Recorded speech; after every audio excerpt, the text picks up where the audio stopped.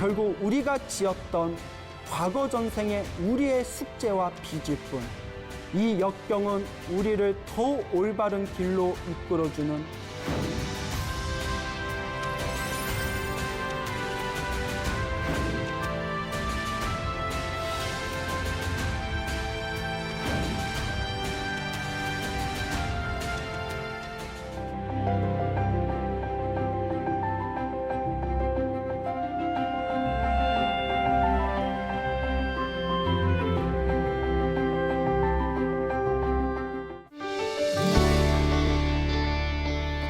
안녕하세요. 만나서 반갑습니다. 광호 스님이라고 합니다. 오늘 여러분들께 문수보살의 지혜와 가피에 대해서 재미난 이야기를 들려드리고자 합니다. 불교의 목표는 성불입니다. 부처가 되는 것이 바로 불교의 목표입니다. 그리고 성불하기 위해서, 부처가 되기 위해서 수행하는 대승의 수행자를 보살이라고 부릅니다. 위로는 부처가 되고 아래로 모든 중생을 제도하고자 원력을 세우신 대승의 수행자를 보살이라고 부르게 됩니다. 우리 불교에서는 대표적인 대승불교의 4대 보살이 있습니다.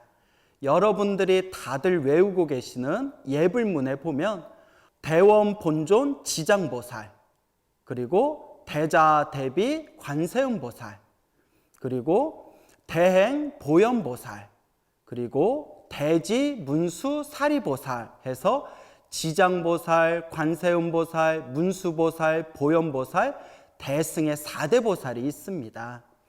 그래서 우리는 관세음보살이나 지장보살 같은 분은 굉장히 익숙한데, 의외로 지혜를 상징하시는 문수보살에 대해서는 많은 불자님들이 잘 모르시는 경우가 있는 것 같습니다. 그래서 오늘 여러분들께 우리 지혜를 상징하시는 문수보살님의 재미난 이야기를 들려드리고자 합니다. 문수보살은 더 정확한 발음으로 표현하자면 문수사리보살입니다. 문수사리는 산스크리트어로 만주슈리라고 불리웁니다. 만주슈리. 만주는 훌륭하다, 아름답다, 묘하다라는 뜻이 있습니다. 그리고 슈리는 복덕, 행운이라는 의미가 있습니다. 그래서 만주슈리를 한문식으로 번역해서 문수사리라고 우리가 소리를 따서 번역하게 되었고, 문수사리가 4글자 길다 보니까 짧게 그냥 문수보살, 문수보살 부르게 된 겁니다. 문수보살을 만주슈리라고 불리운다고 말씀을 드렸는데요. 만주라는 뜻이 훌륭하다, 오묘하다, 아름답다라는 뜻이 있기 때문에 한문으로 묘할 묘자를 써서 묘자라고 번역을 하고요. 그리고 슈리는 행운, 복덕이라는 뜻이 있기 때문에 길상이라고 번역을 해서 문수사리 보살님을 다른 한문 경전에서는 묘길상보살이라고도 불리우고 있습니다.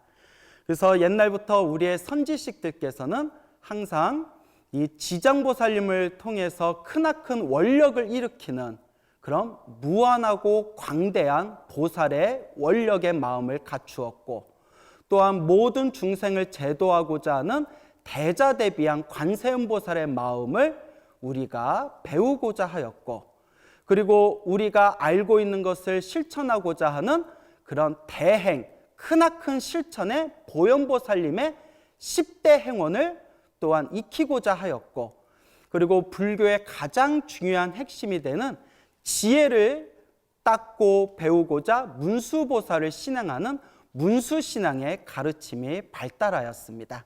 한국은 유독 관세음보살님에 대해서 우리가 깊이 신앙하고 있는데요. 중국 불교, 또 더 나아가서 저 위쪽의 티베트 불교에서는 오히려 문수신앙에 대한 가르침이 굉장히 성행하기도 하였습니다. 우리 불자님들하고 이런저런 대화를 하다 보면, 스님, 부처님의 가르침을 공부하고 부처님의 경전을 공부하는데 이해가 잘 안 될 때가 너무 많습니다 라는 그런 어떤 말씀을 제가 자주 듣게 됩니다. 그래서 어느 보살님은, 스님, 오늘 들었던 법문 하루 지나면 다 잊어먹고 저번 주에 들었던 법문 일주일 지나면 다 잊어먹습니다 라고 우스갯소리처럼 말씀하시는 불자님들도 계셨습니다. 그럴 때마다 제가 우스갯소리로 지금이 말법 시대라서 우리 중생들의 업장이 두껍기 때문에 부처님의 법문을 들어도 이해가 잘 안 되는 것이다. 그러니까 차라리 문수보살한테 기도를 열심히 해라 라고 저도 우스개 삼아서 이야기할 때가 있습니다. 그런데 실제로 우리 불교의 역사를 보면 불교 공부를 하시고 또 부처님의 가르침을 공부하시는 우리 선지식들께서 공부하다가 어떤 장애가 생기거나 막힘이 있을 때 문수보살께 기도를 올려서 지혜를 구하는 그런 내용들이 저희들이 굉장히 쉽게 발견할 때가 있습니다. 그래서 오늘 여러분들에게 업장이 두꺼웠던 어느 스님이 문수보살의 가피를 통해서 크나큰 지혜를 얻었던 재미난 이야기를 들려드릴까 합니다. 과거에 중국 당나라 시대 때 법운이라는 스님이 계셨습니다. 이 법운 스님께서는 12살 어린 나이에 출가를 하셨는데요. 머리가 굉장히 나빴다고 합니다. 그래서 12살에 출가한 뒤에 열심히 경전 공부를 했는데도 하나를 가르쳐주면 둘을 까먹고 둘을 가르쳐주면 나머지 하나를 홀딱 잊어먹을 정도로 아주 머리가 우둔했다고 합니다. 12살에 출가를 했는데 36살이 됐는데도 경전을 전혀 외우지를 못했다고 합니다. 주변에 같이 공부하는 스님들이 소야 소야 법운 스님은 소인가 보다 소야 소야 하고 소라고 놀림을 받을 정도가 되니까 이 법운 스님이 너무나 가슴이 답답해서 호련히 마음속으로 이런 생각을 일으킵니다. 아, 내가 이렇게 머리가 우둔하고 답답하고 멍청한 건 전생의 업장이 두꺼워서 그런가 보다. 그러니 차라리 문수보살께 기도를 올려서 지혜를 구하자. 이 업장을 소멸하고 지혜를 구하도록 문수보살님께 기도를 올리자라고 마음을 일으키게 됩니다. 그래서 법운 스님께서 오대산을 향하게 됩니다. 옛날부터 중국 오대산에는 문수보살이 살고 계시다라는 전설이 있었습니다. 오대산을 뱅뱅 돌면서 항상 합장하면서 문수보살, 문수보살, 일심으로 문수보살을 부르면서 마음으로 문수보살님 부디 제 앞에 친견해 주시옵고 부디 저에게 지혜를 내려주십시오. 제 우둔한 머리를 깨우쳐 주시고 저에게 지혜 총명을 주십시오. 지극한 마음으로 합장하고 일념으로 염불을 했다고 합니다. 오대산 주변을 뱅뱅 돌면서 하염없이 문수보살을 부르면서 문수보살, 문수보살 저에게 지혜를 주십시오 하면서 기도를 하면서 한참의 시간이 지난 뒤에 어느 날 오대산 동쪽 봉우리에 이르게 되었다고 합니다. 오대산 동쪽 봉우리에 어느 토굴이 있는데 그 토굴에 들어가 봤더니 어느 할아버지께서 불을 떼고 계셨다고 합니다. 불 떼고 있는 할아버지한테 할아버지 오대산에 문수보살이 살고 계시다는데 문수보살 찾아가려면 어디로 가야 됩니까? 라고 질문을 던졌다고 합니다. 불을 떼고 있는 할아버지가 슬쩍 요 법운 스님을 쳐다보더니 아니 스님 문수보살은 찾아서 무엇하러 가십니까? 라고 질문을 던지니까 요 법운 스님이 제가 너무 머리가 우둔해서 문수보살을 만나 뵙고 업장이 소멸해서 지혜 총명을 얻고자 합니다. 문수보살 만나려면 어디로 가야 되는지 아십니까? 그러니까 할아버지가 스님을 툭 쳐다보면서 야, 이 바보 멍충이야. 문수보살 만나서 뭐 하려고 그러냐? 문수보살 만날 필요 없다! 하고 소리를 꽥 지르더랍니다. 그래서 스님이 법운 스님이 얼떨떨해가지고 아무래도 이거 미친 할아버지인가 보구나. 요 노인네가 좀 미쳤나 보구나 싶어가지고 그 자리에서 나와서 이번에는 북쪽 봉우리로 갔다고 합니다. 동쪽 봉우리에서 북쪽 봉우리로 옮겨가면서 하염없이 문수보살, 문수보살 부르면서 북쪽 봉우리에 딱 도닥을 했더니 그 북쪽 봉우리 토굴에 그 할아버지가 또 불을 떼고 앉아 있는 겁니다. 그래서 스님이 깜짝 놀래가지고 아니 아까는 동쪽 봉우리에 계시더니 아니 어떻게 지금은 요 북쪽 봉우리에서 불을 떼고 계시는가? 그때서야 이 법운 스님이 요 불 떼고 있는 할아버지가 심상치 않구나라는 생각이 들면서 이분이 어쩌면 문수보살의 화신일 수도 있겠다 싶어서 그 자리에서 절을 올렸다고 합니다. 그 할아버지가 불을 떼고 있는 모습 앞에서 하염없이 스님이 절을 올리다가 너무나 추위에 배고픔에 탈진을 해가지고 그 자리에서 정신을 잃고 쓰러져 버렸답니다. 그래서 언제나 시간이 흘렀을까? 가만히 그 쓰러졌던 스님이 이렇게 눈을 떠보니까 방 안에서 그 할아버지가 스님을 눕혀놓고 옆에서 간병을 하고 있더랍니다. 눈을 뜬 스님을 보면서 할아버지가 웃으면서 이렇게 이야기를 했답니다. 스님, 아무 말 말고 그냥 누워 계십시오. 스님이 왜 멍청한 줄 아십니까? 왜 머리가 우둔한 줄 아십니까? 이것도 다 전생의 업보입니다 라고 이야기를 하는 겁니다. 그러면서 할아버지가 하시는 말씀이 우리 불자님들 잘 들어둬야 됩니다. 이게 남 얘기가 아닙니다. 이 할아버지가 스님께 하는 이야기가 스님이 머나먼 과거 전생에 불법을 널리 전하는 법사 스님이었습니다. 근데 스님께서는 법사 스님으로 활동하면서 중생들한테 법을 설할 때 순수한 마음으로 법을 설하는 게 아니라 명예와 이익을 위해서 불법을 설하고, 또한 욕심을 갖고 불법을 설하면서 당신이 가지고 있는 법을 사람들에게 널리 전하는 것을 속으로 아까워했습니다. 그때 인색한 마음과 욕심으로 법을 전하던 그 욕심 많은 인색한 마음으로 소로 태어나게 된 겁니다.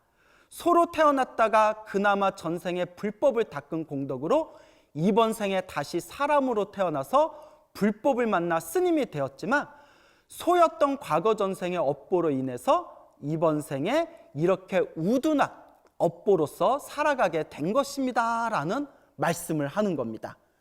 그러니까 스님들이, 법운 스님이 공부하다가 제대로 외우지 못했을 때 아이고 소야 하고 놀리던 게 진짜 전생이 뭐였다?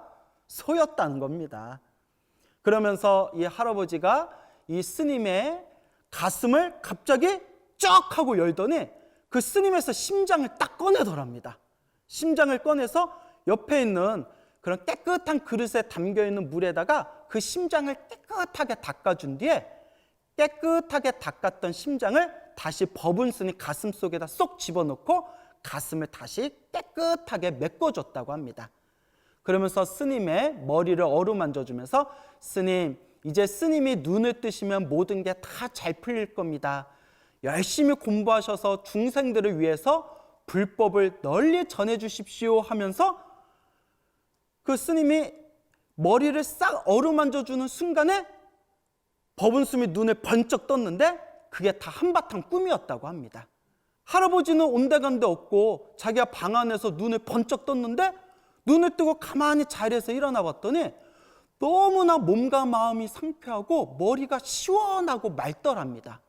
그래서 이게 웬일인가, 할아버지가 어디에 있나 싶어서 문 밖으로 싹 나가봤더니 할아버지가 오색구름을 타고 씩 미소를 지으면서 하늘로 날아갔더라라는 믿거나 말거나 이야기가 있습니다. 자, 그 뒤로 이 법운 스님은 그 할아버지를 만나 심장을 깨끗하게 닦아주던 그 꿈을 꾸고 나서 그 뒤로는 어떤 책을 보고 어떤 경전을 봐도 그 자리에서 그대로 사진 찍히듯이 모두 외우고 자기가 외운 부처님의 가르침을 자유자재로 살법할 수 있는 엄청난 지혜와 변재와 총명을 얻었다고 합니다. 문수보살님의 그런 가피와 은혜를 갚기 위해서 돌아가시는 그날까지 부처님의 가르침을 세상에 널리 전했다는 그런 아름다운 불교설화가 지금까지 전해지고 있습니다. 이 문수보살의 가피 이야기를 담겨져 있는 책의 내용들을 보면 이 외에도 수많은 신비스러운 가피 이야기들이 지금까지 꾸준히 전해지고 있습니다.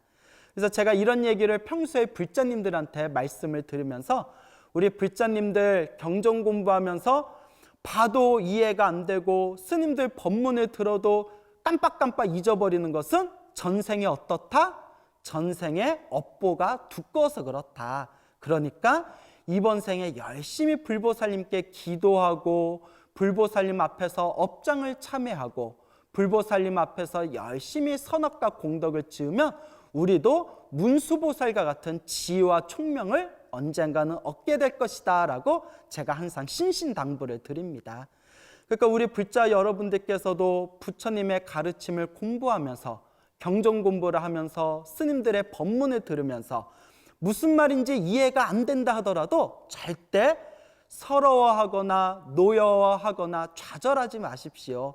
이것도 내가 전생에 지은 내 업보를 닦아나가는 과정이다 생각하시고 이해가 되든 안 되든 무슨 말이든 알아듣든 못 알아듣든 하염없이 꾸준히 부처님의 경전을 공부하고 스님들의 법문을 열심히 듣다 보면 여러분들의 눈이 번쩍 뜨이고 여러분들의 귀가 번쩍 트일 날이 분명히 올 것입니다. 그러니까 항상 꾸준히 공부하시고 수행하시라 제가 꼭 당부의 말씀을 드리고 싶습니다.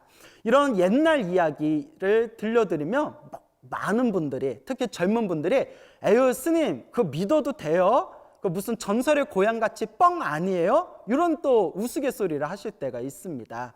그런데 제가 항상 불자 여러분들에게 들려드리고 싶은 이야기가 불보살의 가피는 과거형이 아니다. 불보살의 가피는 현재 이 순간에도 진행되는 현재 진행형이다라는 말씀을 자주 드립니다. 여러분, 한국 불교계에 큰 획을 그으셨던 자운스님이라고 혹시 아십니까? 합천 해인사의 홍제암이라는 암자가 있는데요. 이 해인사 홍제암에 주석하시던 자운이라는 큰 스님이 계셨습니다. 이 자운 스님께서는 현대 불교사, 특히 계율에 있어서 한국에 큰 봉우리를 이루셨던 큰 스님이신데요. 이 자운 스님께서도 젊었을 적에 문수보살님에게 간절하게 정성스럽게 기도를 올리셔서 큰 가피를 얻으셨던 분입니다.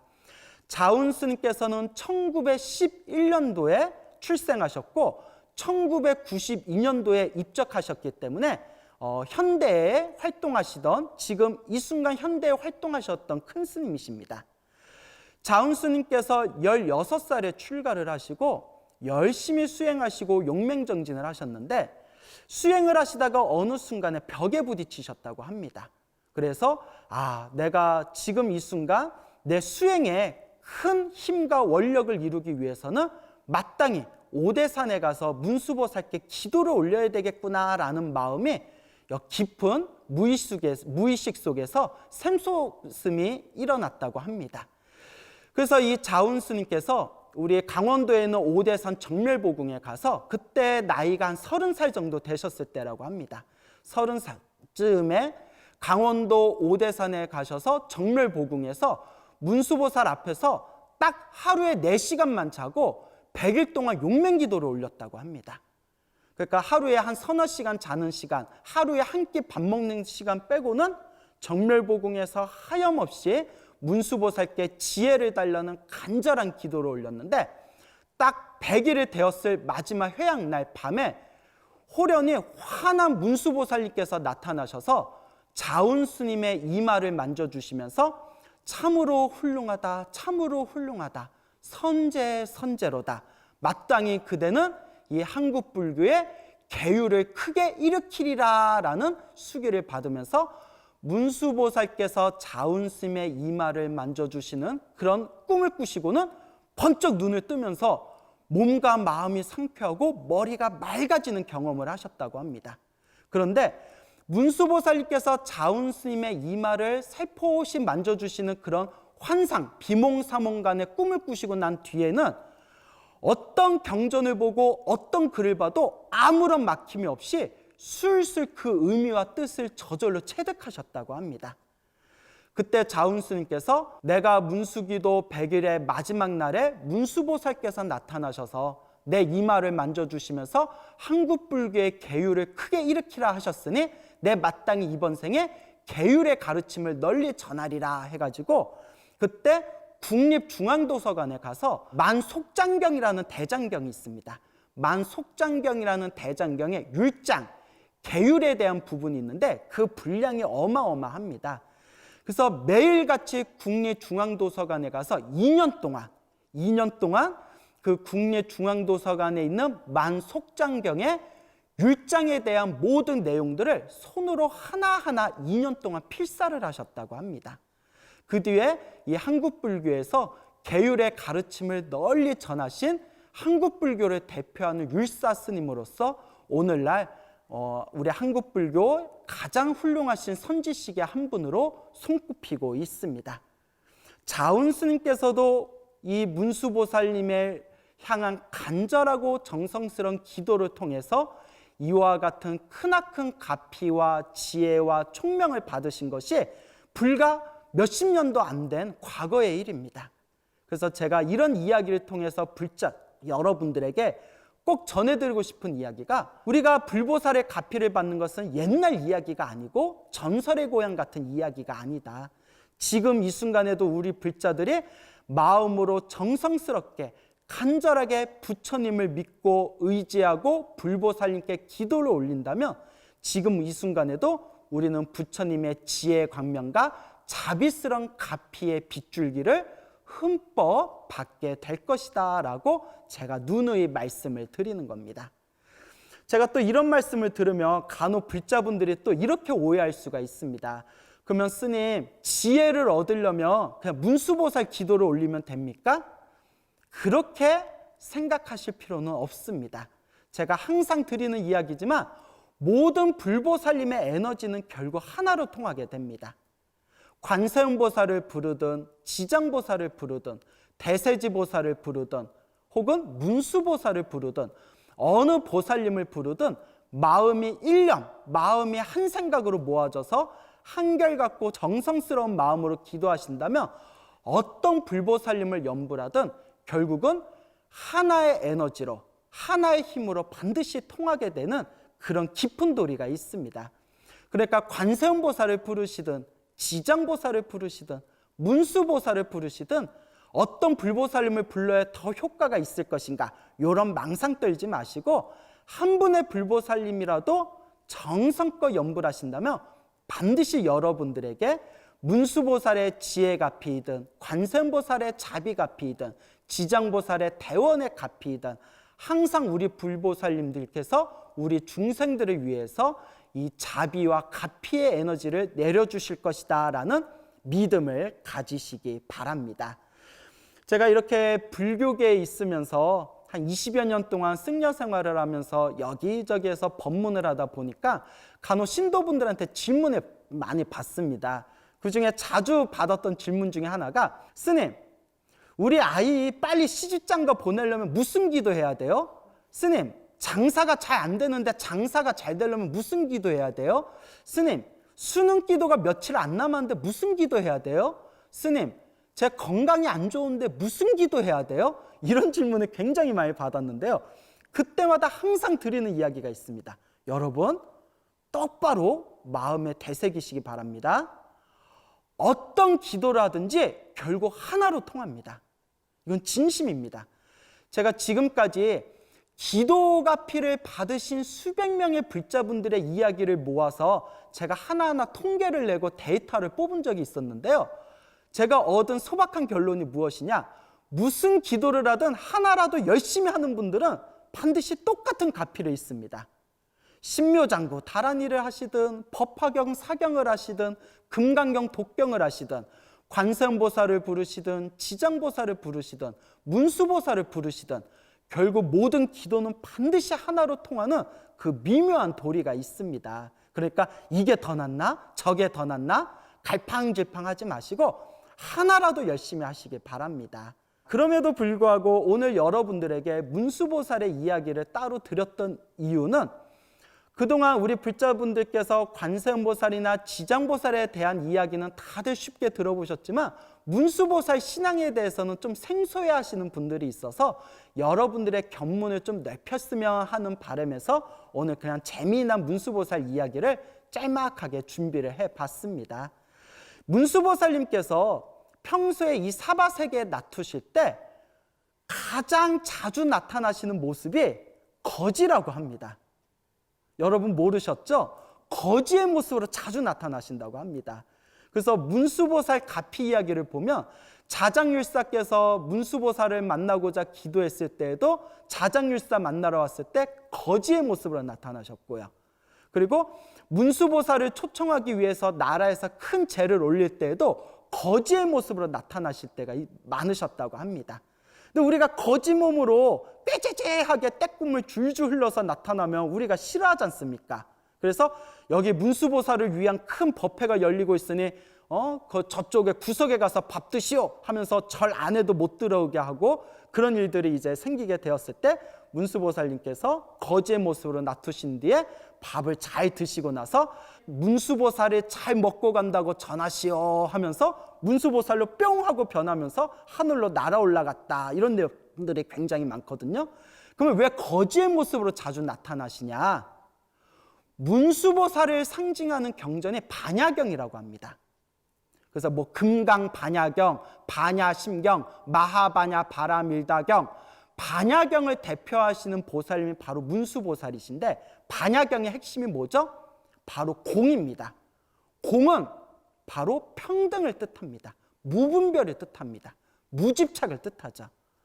그래서 반야경을 상징하시는 문수보살님께서 거지의 모습으로 자주 나타나시는 이유가 무엇이냐?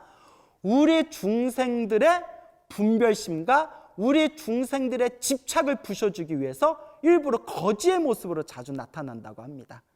그래서 어느 보살님께서 당신 남편이 너무 싫답니다. 아니, 싫은 남편하고 왜 결혼했어? 그래서 남편이 너무 싫어가지고 뒤에서 남편 욕을 할 때 그지 같은 인간, 그지 같은 인간하고 욕을 한다고 합니다. 그래서 제가 그 보살님한테 이렇게 이야기한 적이 있습니다. 보살님, 문수보살님은 이 세상, 이 사바세계의 몸을 나투실 때 거지 몸으로 나투신다고 합니다. 남편이 거지 같은 놈, 거지 같은 놈이라고 느껴지신다면 그 거지 같은 남편이 바로 누구다? 문수보살 화신입니다. 그 남편이 보살님 공부시켜 주려고 거지 같은 모습으로 나타났나 봅니다. 그러니까 남편 욕 좀 그만하시고 남편하고 전생에 지은 빚이 있구나 생각하시고 이번 생에 마음 공부 좀 잘 하세요라고 말씀드렸던 적이 있었습니다.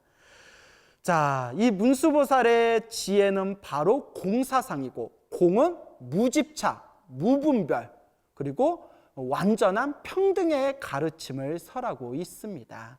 그렇기 때문에 우리 부처님의 가르침을 공부하고 부처님의 깨달음을 추구하는 우리 불자님들께서는 이 문수보살의 지혜를 마음에 항상 간직하시면서 이 문수보살과 같은 위대한 깨달음을 얻기 위해서 하염없이 수행하시기 바랍니다.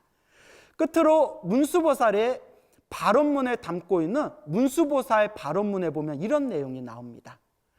나를 욕하거나 나를 때리거나 나를 해치거나 나를 죽이려는 사람이 있다면 나를 괴롭힌 그 공덕으로 그 사람은 깨달음을 얻게 되리라 라는 놀라운 발언의 말씀이 있습니다. 여러분 생각해 보십시오.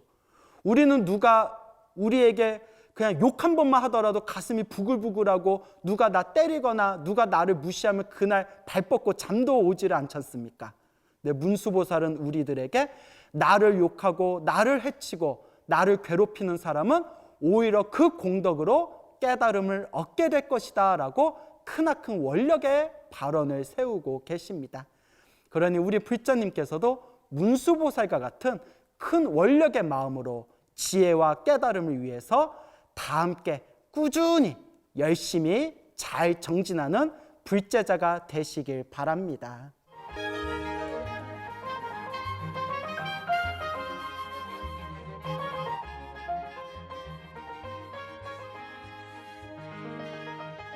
어느 불자님의 질문을 제가 답변하도록 하겠습니다.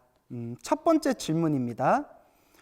부처님의 무량한 지혜를 태양에 비유한다면 저희 보통 중생들은 깜깜한 밤에 의지할 달빛조차 없는 상황이 아닌가 싶습니다. 그래서 지혜가 부족한 중생들이 모여 사는 세상이 참 힘들 수밖에 없는데요. 어떻게 해야 나도 지혜를 기르고 상대방도 지혜를 기를 수 있을까요? 라고 질문을 해주셨는데요. 우리 불교는 지혜의 종교라고 하고 깨달음의 종교라고 합니다. 그래서 부처님의 경전을 공부하다 보면 구체적으로 어떻게 해야 지혜를 얻을 수 있을 것인가에 대해서 부처님께서 이미 자세하게 다 설법을 해놓으셨습니다.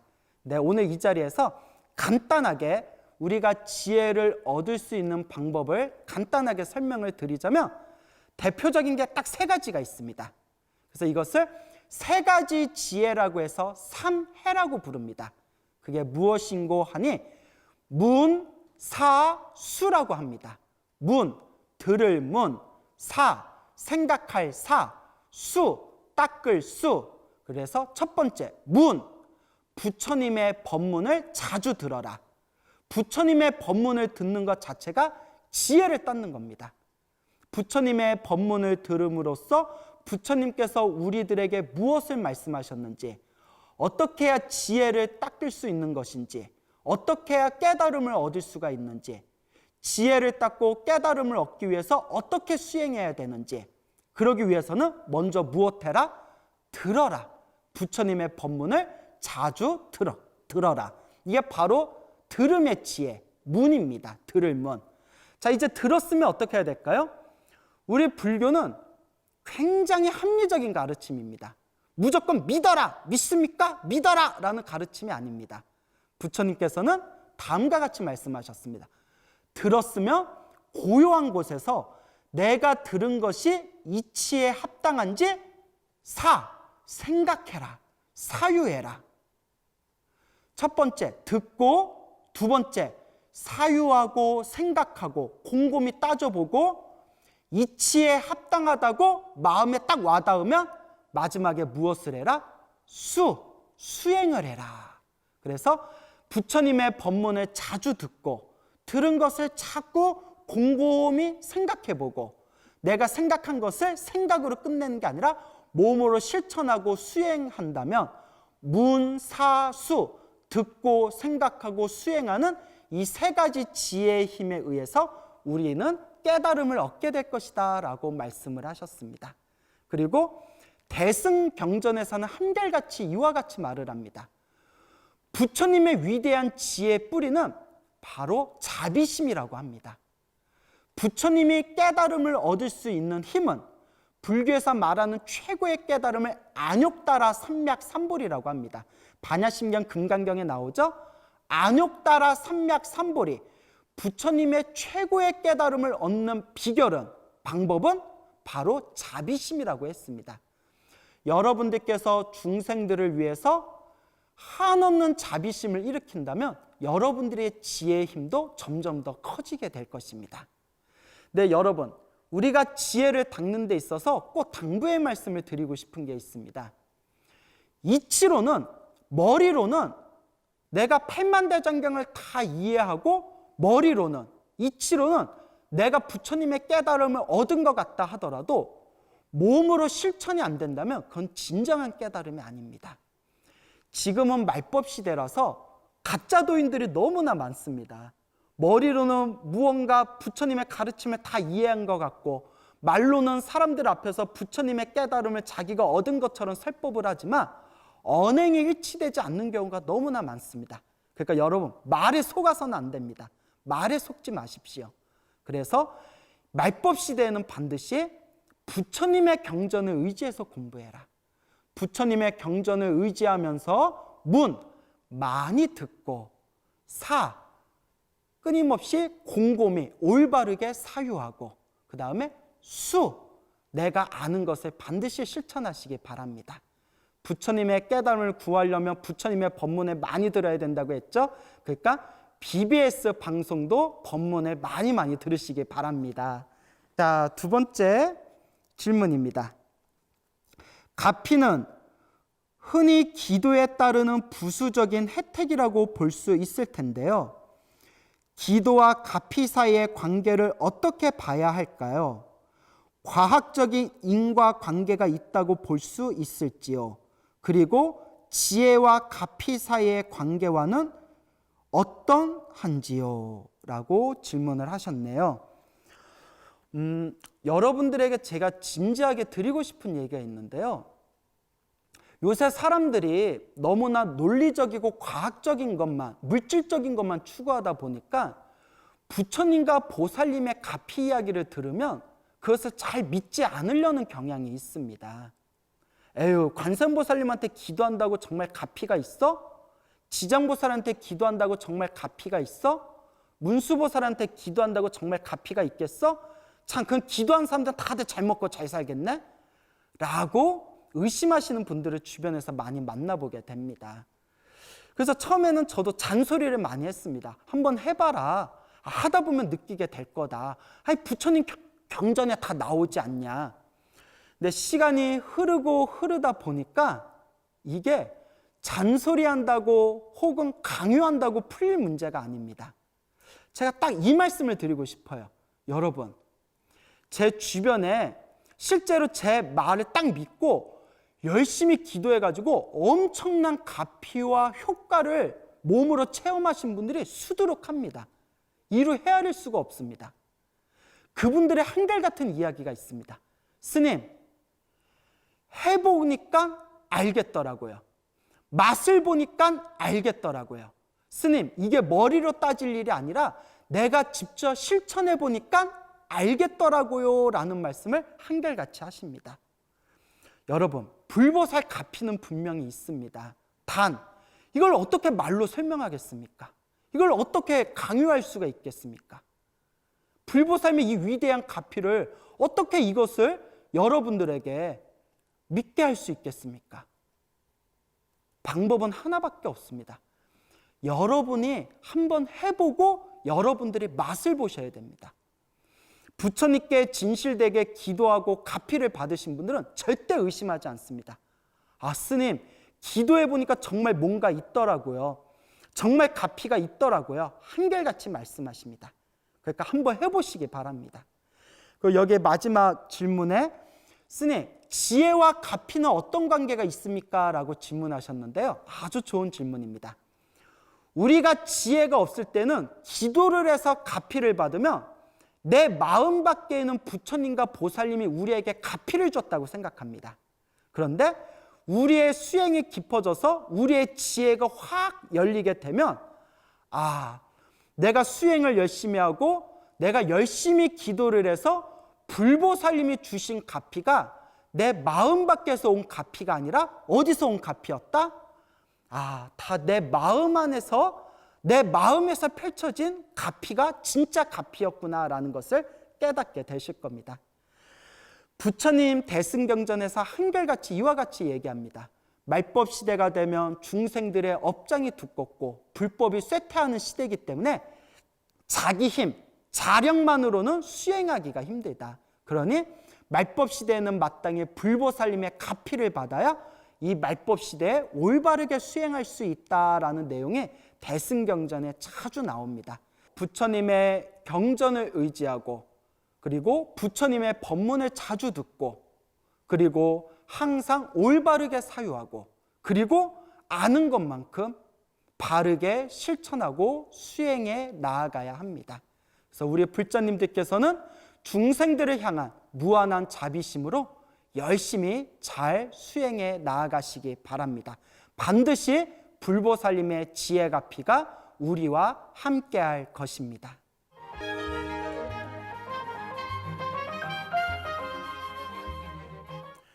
다 함께 합장하시겠습니다. 거룩한 부처님께 귀의합니다. 거룩한 보살님들께 귀의합니다. 크나큰 원력으로 중생을 제도하시는 지장보살님께 귀의합니다.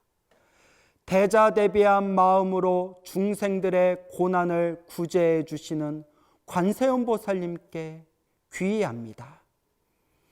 크나큰 원력의 실천으로 중생들을 깨달음의 길로 인도해 주시는 보현보살님께 귀의합니다. 위대한 깨달음의 지혜로서 모든 중생들의 번뇌를 소멸해 주시고 중생들을 깨달음의 길로 인도해 주시는 문수보살님께 귀의합니다. 그리고 이루 헤아릴 수 없는 시방세계 모든 불보살님들께 지극하고 정성스러운 마음으로 귀의합니다. 지금 저희 중생들은 힘들고 괴로운 역경 속에 있습니다. 세상이 혼탁하고 중생이 혼탁하고 번뇌가 혼탁하고 이 혼탁한 시대 속에서 우리 중생들은 너무나 힘들어하고 있습니다. 하지만 저희 불제자들은 믿습니다. 우리가 겪고 있는 이 모든 고난은 결국 우리가 지었던 과거 전생의 우리의 숙제와 빚일 뿐, 이 역경은 우리를 더 올바른 길로 이끌어주는 위대한 깨달음의 첫걸음이라는 것을 우리는 믿어 의심치 않습니다. 지금 힘들고 괴로운 이 모든 상황들이 결국은 진흙이 되어서 이 어려운 역경 속에서 진흙 속에 피어난 아름다운 연꽃과 같이 우리 중생들의 이 괴로움이 결국은 환하고 맑고 깨끗한 연꽃과 같은 깨달음으로 환하게 피어오르라는 것을 저희는 믿어 의심치 않습니다. 거룩하신 불보살님, 우리 중생들에게 힘을 주십시오. 지혜와 자비의 가피광명을 내려주십시오. 저희들이 이 힘들고 어려운 역경 속에서 환한 미소로서 이겨낼 수 있도록 항상 우리 뒤에서 지혜의 따뜻한 따스한 가피의 손길을 어루만져 주십시오. 거룩한 불보살님, 감사합니다. 우리들에게 이와 같이 아름답고 소중한 가르침을 주셔서 너무나 감사합니다. 거룩한 불보살님, 지금 당장 힘들고 괴롭다 하더라도 이 모든 것이 우리를 완성하는 하나의 과정이라는 것을 굳게 믿고 결코 좌절하지 않겠습니다. 결코 넘어지지 않겠습니다. 혹 넘어졌다 하더라도 다시 꿋꿋이 일어나겠습니다. 부처님, 거룩하신 보살님, 항상 우리를 지켜주소서. 나무 서가 모니불, 나무 서가 모니불, 나무 시아본사 서가 모니불.